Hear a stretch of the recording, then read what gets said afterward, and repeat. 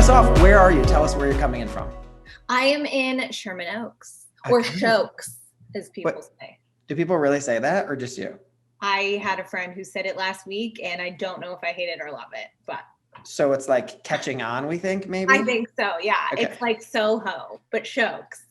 But it sounds like so like, Oklahoma weather wind. It sounds a little bit like, it doesn't sound as like Soho, Nolita. It doesn't have quite the sexiness vibe of that. I know. Right. It was a casting director who said it, so I don't know. Maybe he's cool. Maybe he's cool. I think we should keep workshopping it so we can find one. Let's work on it. Right.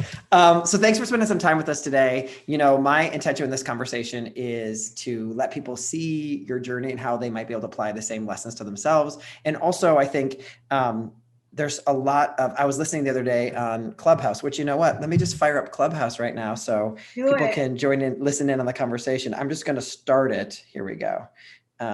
Here we go. Yeah, if you're not on Clubhouse yet, everybody, you got to check this out because it is so cool. And it's going to give, I'm going to unplug this actually so they can hear Danielle as well.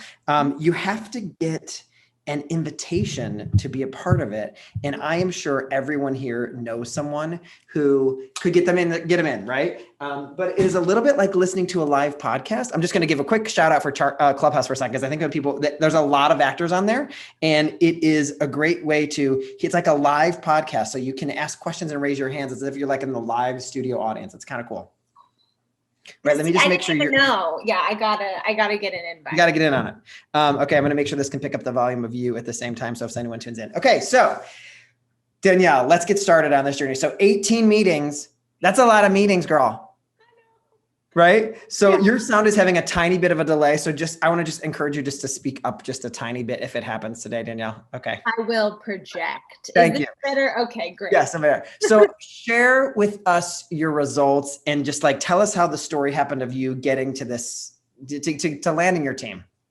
Yeah. So I just moved here I moved to Shokes and Southern California from New York.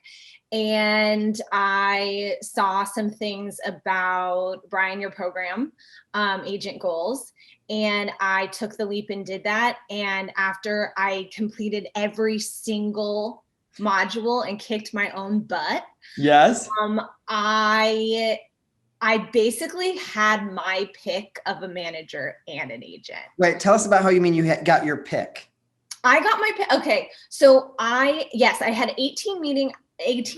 I'd say out of those, I had like 5 or 6 agents who were legitimately ready to sign up. Like the ball was in my court. And then I had like 10 managers, same thing.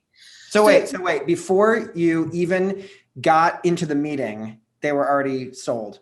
Yeah, it was like the way that I presented myself from their first impression to maybe they came back and clicked on my email again, or maybe they were rewatching all my stuff. All my materials, they were like already in by the time I got to them. And of course, like there were a couple that were not fits. Right. But that almost was just like, for me going into those meetings, it brought up my confidence so much because I was like, I don't have to fight for anything. I just get to show up and like be me. And so I think that like next leveled it even more where they were like, we got to have this girl, I don't know. It's like weird. Yeah, I love it. You're like, it's weird, right? So just if those of you are listening here on Clubhouse, I want to let you know that I'm with Danielle Beckman. She's not on Clubhouse yet. So she's coming in through my Clubhouse right now. So what you hear her voice, that's what's going on. We're talking about how she got 18 meetings and landed her own team. So you're saying when you went to the meetings, they were already a yes. Tell us a little bit of just the journey of how this happened. I know you said you went through the course of Agent Goals, but I want to just talk about for you. I'm sure, you're an actress who knows what she's got, knows how to do things. I've known you for a while. You know how to do things inside of this business. You've tried other things in the past. Yeah. Can you tell us a little bit about before, like what it was like before, like what you tried in the past and stuff? Oh, for sure. I think because I was in New York for about 12 and a half years, and New York, I sort of subscribed to the whole kind of like scrappy mindset. Like, well, you just kind of piece it all together with Scotch tape and hope it works out. And like, and it did. I did a lot of indie theater. I had a lot of non-union work at the time. But I never had a relationship with an agent where I felt confident emailing them or excited when they called. Like it would always, I almost felt like I was in trouble with my agent. Yeah, I have to be the best person. I have to be like, I can never ask questions and I can't talk and I'm not allowed to, like, I have to know what I'm doing before I even ask a question. So you were dwarfed by any reps you had in the past. Oh, for sure. I had like a whole age regression thing where I would go back to being like in kindergarten and be like, am I doing this right? Do you like me? And so that was kind of my experience in the past. And I mean, in New York City, I think you can go like straight to casting and they can call you in. Maybe a little bit more in LA. I don't know. I just moved here, so I'm trying to figure it out. But I'm realizing that here in LA, having a team is like, you know, just like next level. So yeah, what I'll say about that, just so you kind of know, I think that what you're saying in New York, it is much easier. I don't want to say it's so much easier because that makes it sound like, what are you talking about for the people who are working really hard at this? But what I mean by that is there is a little bit more closeness to casting, it feels like, than there is in LA. And part of that is because most casting knows a little bit about what's going on in theater. So I feel it's a smaller area, also kind of gives you that impression. The only thing that I know, the thing that I always say to LA is when an actor says to me, I really want to work in TV. And I'm like, great, let's get you reps. And they're like, I want to try to get work on my own. I'm always like, okay, great. Let's get ready to spend a lot of money and maybe have zero. Like, it just feels like it's such a slog. And yes. So I always want to divert that, like 80% of that energy towards, are you actually ready to be with reps? And can we reach out to reps right now? So I appreciate you kind of saying this. And so welcome to LA. Welcome to Shokes. Thank you. Thank you so much. Yeah. It's 3 months. So that's crazy. So give us a little bit of that story, because I think that's important. So you started on this quest while you had just arrived here, or was it before that?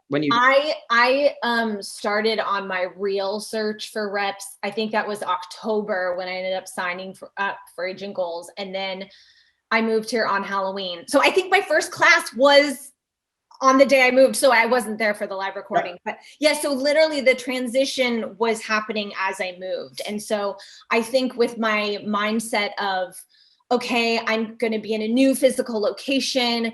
Okay, this can happen. But looking back, I think, okay, if I had stayed in New York, would I have done this program? Would I have done the same things? And I think the answer is yes, because I was so, you know, like up to my eyeballs in like great feedback from people and every staged reading you could imagine, but nothing going to production and no bigger auditions, you know? So like, it was time. It was a breaking point kind of. Well, I love what you're saying also, is because you're saying I was coming to a brand new market. Yeah. That can be scary. Like, people don't know me. Casting directors don't know me yet. Maybe I've got a few little people who know me, but like, I'm fully new here. And like, will they even recognize my credits? Will my headshots look like they're in the style of what's going on in LA? Will my resume look like credits they even recognize, right? And so true. You were able to blast through that. So tell us a little bit about like what the journey was into the meetings. What were some of the meetings like? Tell me some of the highs and lows of the meetings, I guess. Sure. So you had 18, so I guess that's hard to remember. But I just want to it really was. I had so many spreadsheets going, and I would have like little keywords to remember people. But what I have to say is, and I'm getting a little personal here, but it was a Friday morning, and my dad had called me that morning and told me my grandmother passed away. Oh my goodness. And she was, for everyone listening, she was 95. She passed away in her sleep.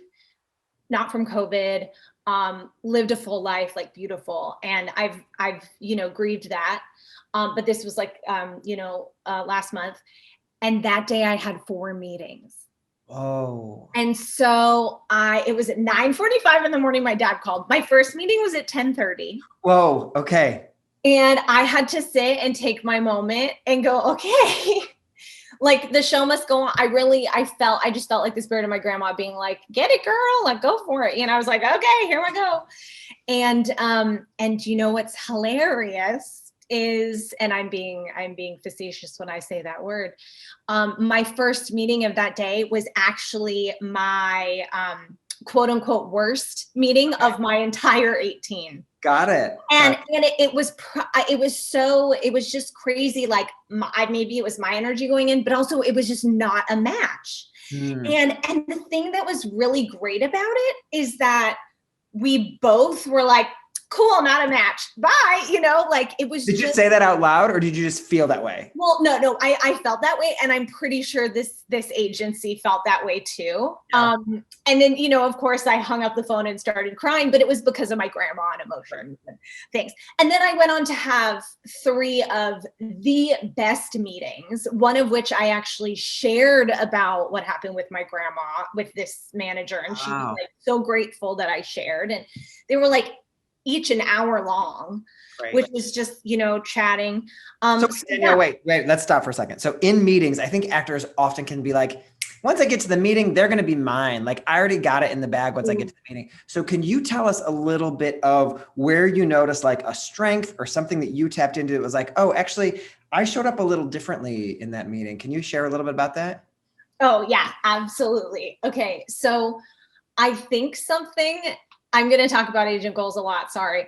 I think so. Wait, so I just want to make sure if anyone's listening so that you understand, Danielle went through my program Agent Goals. And so a lot of her points of reference are from the course. But what I'm wanting you to hear today is both, is this possible for me to just imagine that reps can happen for you? That's really what I'm wanting this to spark inside of you. So we're going to use that as a reference point, obviously, but I just want to make sure you get that that's what she's saying. Cause we can say it really fast sometimes and people are like, are you talking about Asian food? Like we can say Asian goes, like it doesn't, yeah. Okay. So it's called Agent Goals and that's why. Okay. So tell us, okay, back to the question, meetings, strength.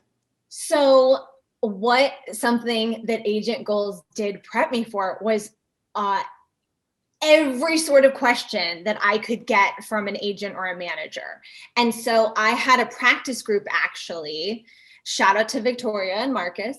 And it was just the 3 of us and we get on Zoom. And the thing that was so great is that after practicing answering these questions, when I got into the real meeting, you know, the question could be anything like, you know, what role do you see yourself in? Or what's your 5-year goal? Or why did you leave your reps before? You know, things that can be a little bit, you might feel on the spot if you haven't sat and thought through it. But those, I found myself in the meetings weaving in little answers and Easter eggs like a pro. Like I was like, oh, they asked me one question and I just gave them like 4 different things along with the answer to that question. Danielle, I just want to zero in. I want everyone to take this away because this is so important. When I always find that when you're in an interview with a manager agent, you need to expect to talk more than they do and answer questions they haven't asked yet. And I love that you said the Easter egg. That's exactly what they're like. I wove in some, like, by the way, I'm suddenly talking about my castability when they asked me about casting directors. Like, great. Yep. So actually, Danielle, did you get questions like, I'm sure someone asked you, being new to LA, were you getting any questions like, hey, do any casting directors know you here? And were you like, no, I don't know. Like, did that question come up for you? You know, that it's funny. A lot of people kind of glazed over it. Like, okay, well, you're new here, so I guess you don't. But here's the other thing, talking about the Easter eggs, I almost didn't even let them get to that question because they'd ask me about me and I'd be like, listen, I've been in New York for 13 years. I know every casting director in New York till the cows come home. But here in LA, this is why I really need reps because I need to get into reps. Like that's how I phrased it. Yes. And so what I love about that, Danielle, the Easter egg there was actually like, I know you're going to ask this question, so I'm going to deal with you now. Like you can already know I love that you did that. So great. So if you were going to say one part of this process that helped you the most, what would you say that is if you were to zero in one? Wow. What helped me the most? Honestly, it was so much of the inner work that also surprised me as well. I think getting out of my own way and like my personal journey of knowing, okay, all this stuff I have has been here all along, but how do I package my amazingness for other people to see like right away? Yeah. So that surprised me and I learned a lot. So yeah, it was very holistic. It's not just like sell, marketing. It was a lot of inner work. And I can say from a lot of my fellow class members that I've heard similar things from them. So, because we've all had the journey. We all had to do the work, right? What's so interesting is I think that, and I can say that any actor who's listening to this right now, we think it's about saying like, show me the receipts. What did you book? Who knows you? Show me that you know your type, like that it's only in the receipts. And that so much of what we find is that the reason why a manager agent says yes to you is they're just willing to get onto whatever narrative is going on with you, right? Like I can get it. But the trick for us, I think, is what you said is we have to own that about ourselves. And you can't own, I'm in a Brené Brown class right now. And in the class, she has a mantra. I'm going to read it off this Post-it note right here. She has a mantra that she uses whenever is this the right Post-it note? I think this is. She has a mantra that she uses whenever she's trying to stay authentic. And I was like, oh my God, I'm stealing that. And so the mantra is, don't shrink, don't puff up, stand your sacred ground. And it just feels like it's so easy for an actor in a situation like that to have to puff themselves up into bigger than they are. Or when the person says, hey, have you worked with a manager in the past? And you're like, oh my God, no, I never have. Is that the right answer? Can I have it? Yeah. I saw a hand gesture. What does that mean? Yeah. My hand gesture was like, that's the age regression thing of being like, I'm 5 years old now. I'm small. Don't look at me like I'm bad because I've never had XYZ. And then it's like, actually, no, and let me own it. No, and let me own it is what's so, I think, the most powerful thing, right? Let me own it. True. Because what I think is the trick for any part of anyone reaching out to reps is do not be delusional because I need to feel like you're an authority on yourself. And if I don't feel like you're an authority on yourself, how in the heck am I going to be an authority on you? Right? Truth. Right? Like I can't be the one who knows you better than you do, which is why that internal work is so vital to it. Yeah. Absolutely. Absolutely. Oh man. I don't know why you just said something that made me laugh of a thing that my current manager just said to me. What? No, well, it's when I first started doing onboarding things with her on Actors Access, you put your headshots and all the things. And and I felt so comfortable with her. We had like such an amazing connection. So when she would say things to me, like we were on the phone and she was looking at my profile, she goes, oh yeah, honey, oh wow, you really needed a manager. Yeah, you needed this to be cleaned up. And I didn't feel crappy. I didn't feel bad. I was literally like, yes, my dear, that's why I hired you. Yes. Yes. Okay. So I want to get back a little bit, Danielle. I want to give people a little bit of background so that they can understand your background. Can you tell us a little bit about the actress that you are? And I don't mean to put you on the spot. I mean to just say like, here, I went to this school or here's where I trained and here's what I have done up to this point. So they can kind of understand what you were coming to the table with. Does that make sense? Don't puff up. Be very honest, as I know you will be. Certainly. Yeah. So I've been on stage since I was 4. So I'm very comfortable just being in front of people. And so when I realized that being a theater major was a thing that you could do, I went and got my BFA at Chapman University. I'm originally from Southern California. So, and then I immediately left right after graduation to go to New York. I was in this program with the American Theater Wing called Springboard NYC. They put on the Tony Awards. I got to go to the Tony Awards 3 times when I was in New York. It was genius. And in New York City, it was like a ton of off-Broadway, a ton of off-Broadway, all the festivals, everything was staged. Okay. And then I'd say the last 5 years in New York, I started to do voiceovers, commercials, and on camera. And then right before COVID hit, I actually executive produced and starred in a short film that was like the biggest budget thing that I'd worked on. Got it. And our mutual friend, Leah McKendrick, wrote it. Yes, she did. Great. And so I was becoming like, I'm like, okay, I'm a filmmaker now. I'm on camera more. I'm feeling more comfortable in that element. And I actually, at the time when I was still in New York, signed with an agent who was in North Carolina, which is where my husband's from.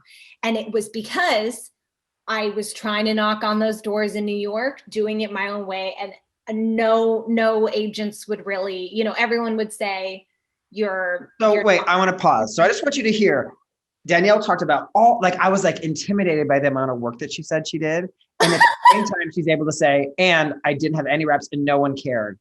And so what is so important about and I don't even know if you would have talked about yourself in the same way, is capturing all that momentum that you were making mostly on your own. It sounds like almost 90%. Absolutely. Right.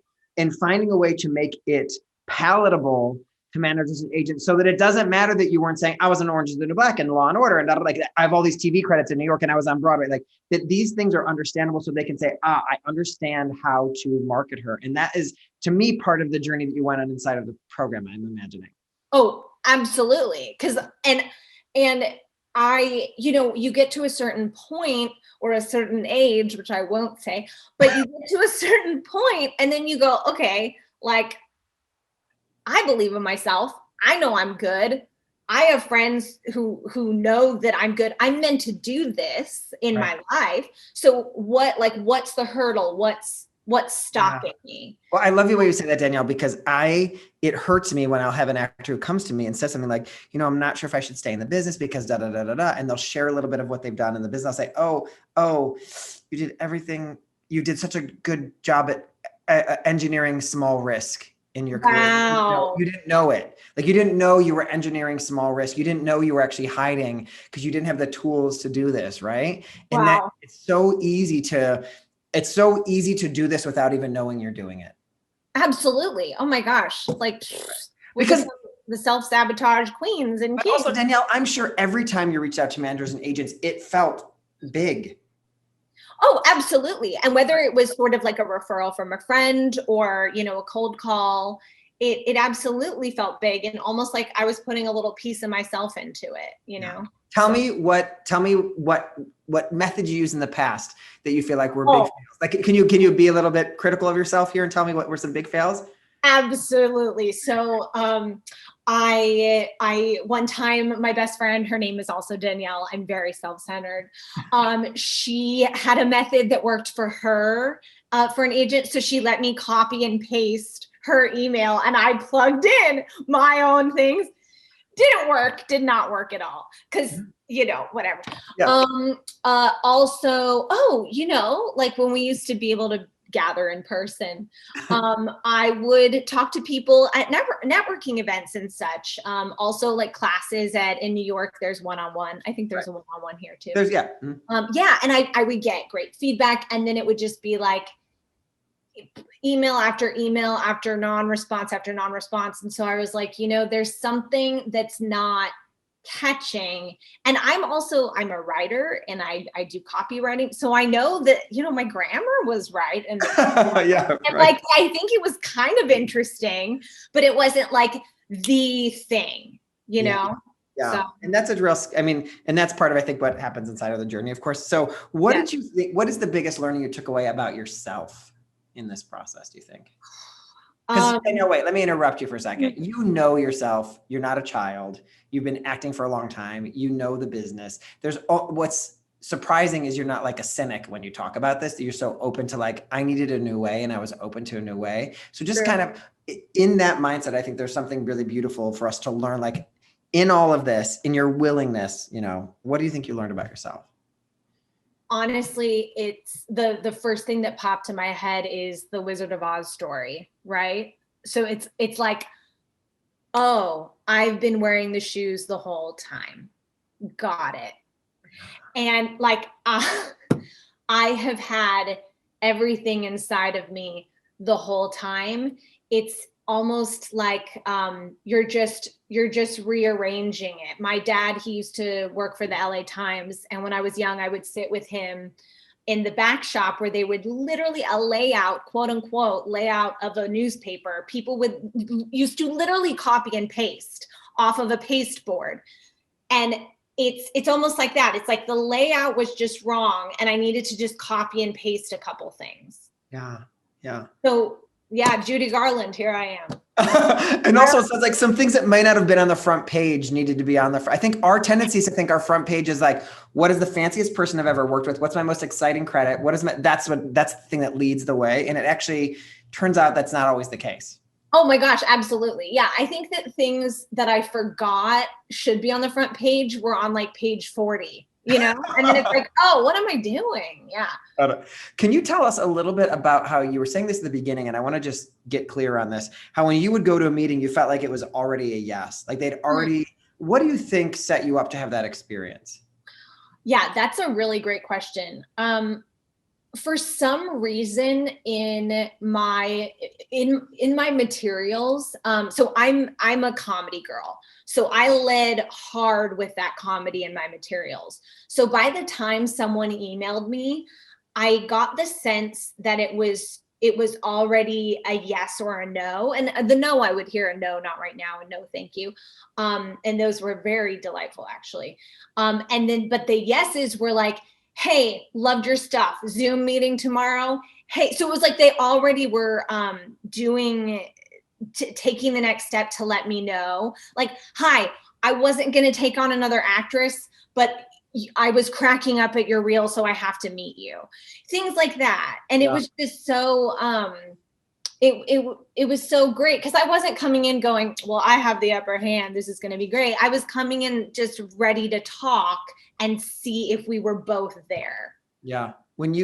How do you think this was different from how you might have presented your material in the past? What do you think you did differently? Oh, I would have probably, oh man, that's a great question too. I presented my material this time with, a reel and also a really good self-tape that I was proud of. And I think I probably would have just been like, here's my actor website, enjoy. Yeah. And that's something that you and I have talked about before, is that sending someone to an actor website, they like go down a rabbit hole. Like there's so much there. What do they click on? And so I think I gave them really specific things to click on. Like, please watch this first. Yes. Please watch this second. Yeah. I think that's such an important lesson that I think anyone who's listening can take, which is when we give someone a website, it's like, I'm now dropped off at the Library of Congress of your career, and I can go down all the hallways and just find the one thing that I don't like. And so now I'm not going to call, like, I'm looking for a reason not to call you, right? Because it's going to take away my time. As opposed to saying, watch this, let me control the narrative, which is what you did. You control the narrative. Yes, it was like a controlled experiment where I said, I want you to see this exact thing. Yeah. And that was really powerful and a little scary. But yeah, talk about the scary.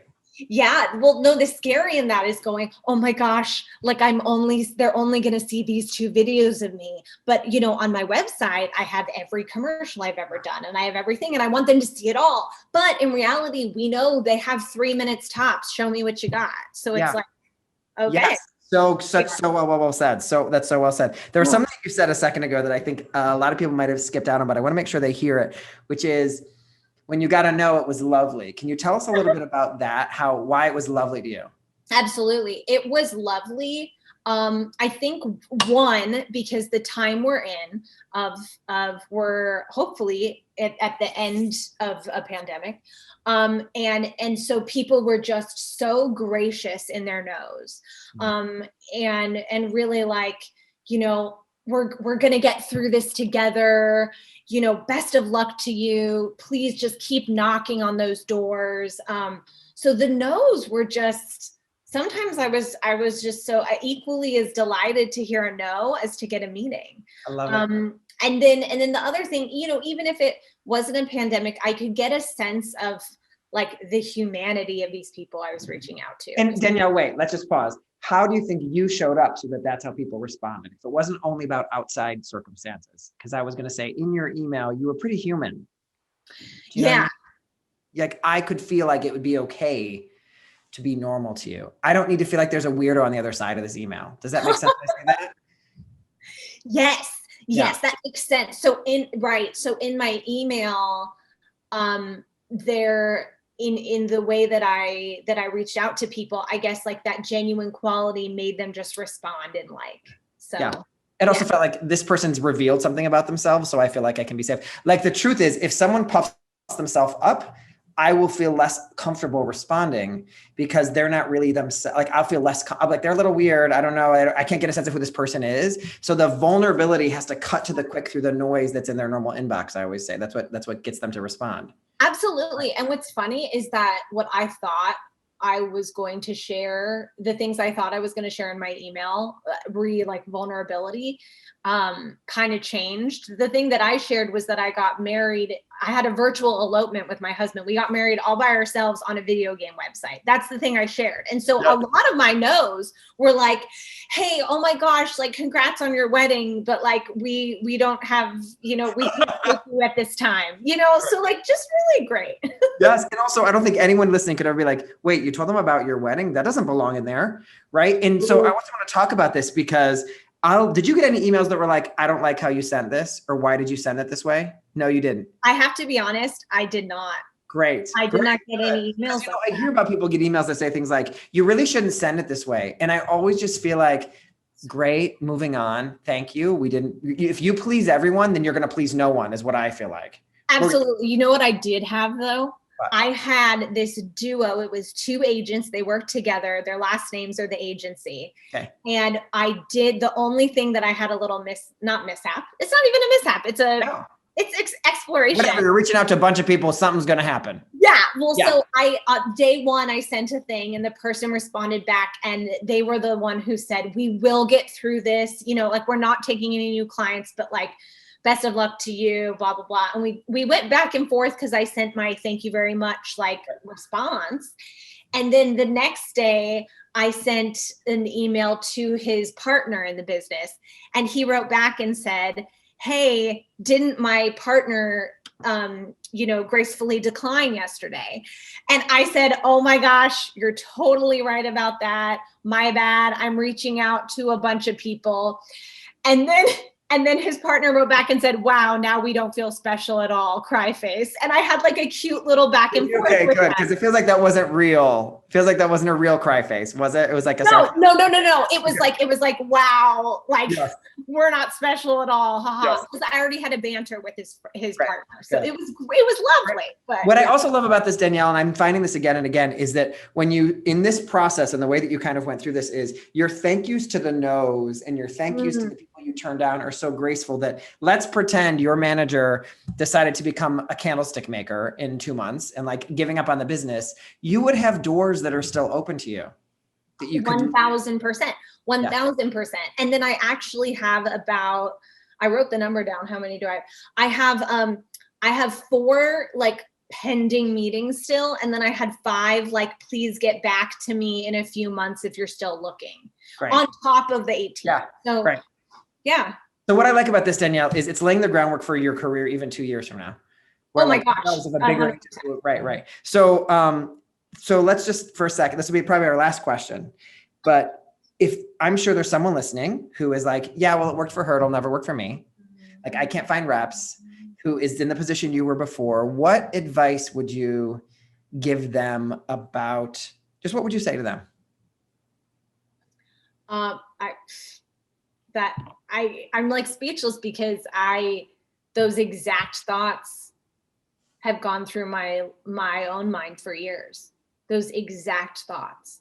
And I think the truth is that for me, this journey has been like I said, I've always been here. It's always been the ruby red slippers. I've always had it inside of me, but it's almost like shedding what was covering that. And so I think that it's just to say it's possible. Like you already have it. It's just shedding the things we don't need anymore. That's really it. This process has really been like letting go. Like I imagine like a dove flying out of a magician's hat. I love it. So, but it really is possible. And I've had conversations with my peers and friends inside of Agent Goals who have also had the same thing. And so that's proven to make me know it's not just me. You know, it's all. Right. I love that you say that. Yeah. That like, it's not that, Danielle cracks the code only. That it's that she's got something special. Although her manager saw something special, she could work with her, but that we all have our special thing. Part of what I love what I think I want to have one last question. Sorry, I got one more for you. And because you've been talking to people inside of the program, so I want to check in on this for you, is I'm finding that so many people are meeting with managers and agents they never would have thought of or ever had on a target list or ever could have imagined would be the ones who found love with them. Can you share a little bit of what you've been hearing or like what your temperature is or take on that is? Oh, sure. Of course. I mean, do you want to know how many emails I sent out? Sure. I sent out 700. Okay. And so to me, that's way more than I ever would have. Yeah. And also you would think, so I just want to pause. When someone hears that number, they get intimidated by the number. So I just want to make sure everyone hears, we take really good care of you with the database if you're thinking about this program. So relax there. But the second part is they're like, yeah. And so you ended up with some dipshit manager Like that, they'll be like, you're right. And they're like, you're going to end up with somebody loserish is where I think they think they're going to go. Like someone doesn't work for you. So I'm going to give you the mic back. What were you going to say? Wow. No, that's really interesting. No, because but the thing for me is that what I've been hearing and also what I noticed in my own journey is there were people absolutely who were not on my radar at all. And the manager I signed with was not on my radar at all. But because we are creatives and we are actors and we are artists and we are curious humans, we have such, I'm speaking as a we for creatives, but I feel like our intuition is so high that we know when we get on the call and it's not a fit, or we know we get on the call and someone is just kind of like speaking from a script, or we know, and then we know when it's really genuine and when it's really grounded in something real. And so although I had never heard of my manager before, I mean, to me, that didn't even matter, because I know she's going to fight for me. I know that she likes me as a human and believes in me. I mean, what more can you want right now? Yeah. And then I actually had a beautiful little story of how my agent and manager worked together 5 years with an actor, and they hadn't been in touch for about 5 years. I don't know what happened with the actor, but something occurred. And now they're back together, working together, my agent and manager. So they had this great like reunion phone call, and they're like, you get to work with Danielle. And so it's just, yeah, just wonderful. What about the phrase, we get to work with Danielle? Can we just like, how awesome is that? I know. Oh. And can you tell, did you have a hard time making your decisions? Did you have a lot to choose from at the very end? I did have a lot to choose from, but can I say that agent that I just said, the agency that I signed with, they emailed me the night before I was about to make my big decision. So they were one of those like trickle-in last minute emails. Yeah. And so I was already settled on a different agency. And what I loved is that I signed with my manager first, and she said, okay, the two of us together are going to figure out who your agent is. So I already had the teamwork. Right. I love that. And what I love about what you said at the beginning, and you tapped on this, and I'll just make this kind of where we leave things, is when you are so much yourself in this process and owning who you are, you're that much better in those meetings to be discerning. Like you said, trusting your intuition. I think an actor could do a really great job of reaching out and then get to the meeting and be like, who am I again? Now I'm at a meeting, right? And so then what happens in that like hustle inside of a meeting is you're not able to be yourself. And therefore, how in the heck are you going to leave that meeting and say, I'm making a decision about this person where I was on autopilot the whole time, right? Truth. So, oh my gosh. Like the ownership of who you get to be in there makes you that much more, even if it's in that room on the Zoom room or a phone call, right? That you get to be that much more present. I also want to just like notice like 15 meetings in a time of driving around LA would have made you want to pull out all your hair and move back to New York City. Thank God, in a weird way, that we're like at home right now, because you would have been like, hell no. You would have said yes to the third one. Yes, I'm not driving across town again. Like that's right. No way. I had the exact same thought. Like how much gas and time did I save by just doing Zoom? Wow. Okay, so I want to just kind of like, so data, not drama, just to kind of end this conversation. And I know let's really do it. Could you have some of your numbers that you can share? Do you remember them? Yes. Do you mean percentages? Yeah, you sent out to 700. What was do you know what your response rate was? So let's see, I'm ballparking here, but I sent out to 700.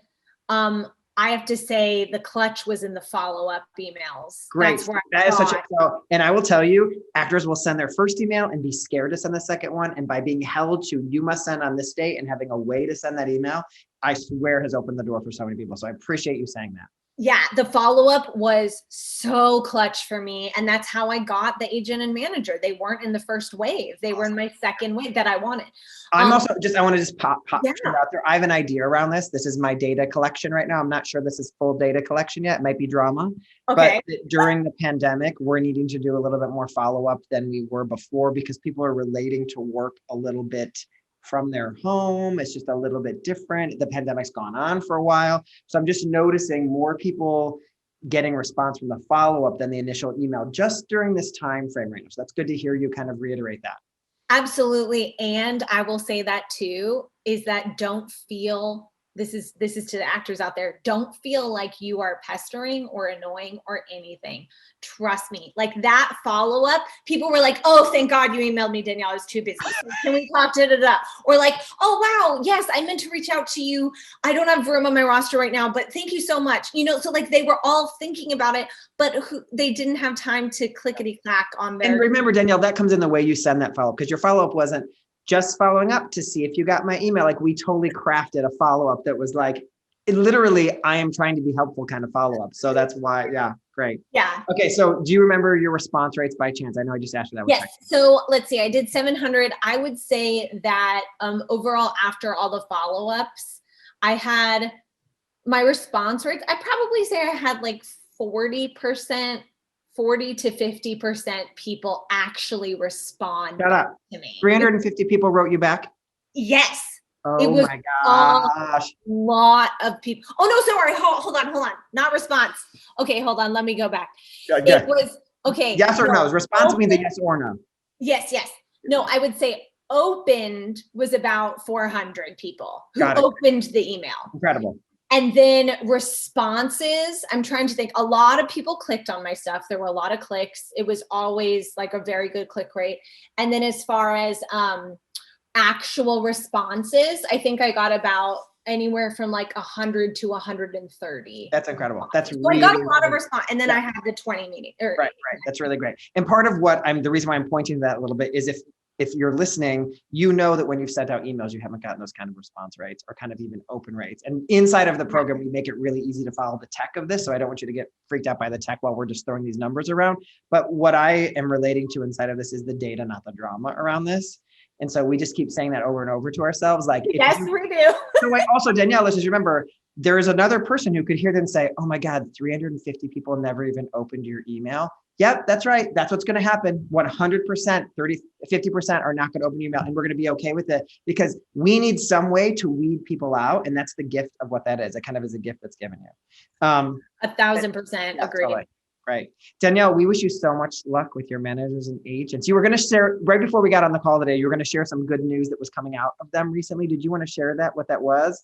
Well, I think maybe. Only what you can share. No, I think maybe the good news, well, I guess two things. The first part of good news is that it was the reconnection of these two people, which was so cool. And then the another fun thing is that my agency is repping me bi-coastal. So because I can work as a New York local, they were like, hey, let's take this a step further. So that's really, really exciting. Total cherry on the top for you. Yes. So cool. Right. No, wait. I'm sorry. I keep saying this last one, but no, you have to tell us about the literary and commercial thing that's suddenly coming from this magically. Right. Okay. So there was a woman who was a manager who emailed me, and actually no, she called me first and she said, hi Danielle, I'm so sorry. I got your email a week ago. And of course she missed the boat because I'm my people. And she said, I love your stuff. I'm really interested in talking to you about repping you as a manager, as an actor and a writer, because I had put a little clip of something in my follow-up that I had written. And I was like, hey, I'm already spoken for writing or for acting. And so she was like, I think she said the SHI word with the T at the end. And I was like, oh, it's funny. Okay. But basically she was like, okay, well, why don't you send me more of your writing stuff so we can talk about collaborating in that way since you're already working with someone acting. So that was one. And then the other is there's a lot of commercial agents being peppered around from my manager right now. Got it. So it's and then the last thing was I posted a hooray, I signed with people. And a person who I hadn't spoken to for a while messaged me on Instagram and said, hey, I would love to represent you in Texas and New Mexico. She is a manager there now, a legit theatrical. So I was like, I guess I'm going to be signed across America. I love it. I love that. So I want to leave it on that really hot, sexy note there. That's so good. And I want to thank you so much for spending this time this day. And I want to thank everyone for listening because I thought I was ending this interview again and again. And Danielle just kept coming out with this golden gems of information. So thank you for being on the interview that just kept going. It's like, I think I can. Danielle, we wish you so much luck with this new team. I know we'll Thank see you inside of the Facebook group, but thank you so much for spending this time with me today. And I know we'll be in touch. All right. Thank you so much. So much gratitude for you. And thank you for listening, everyone. Mwah. Thank you. Mwah. Danielle, wait, can they follow you on Instagram? Where can they follow you? Oh yeah, it's Deebeck, Deebeck. Very Deebeck. We will see you there. Thank you so much. And thank you everybody for tuning in. We will see you soon. Bye-bye. Love you. I love you guys.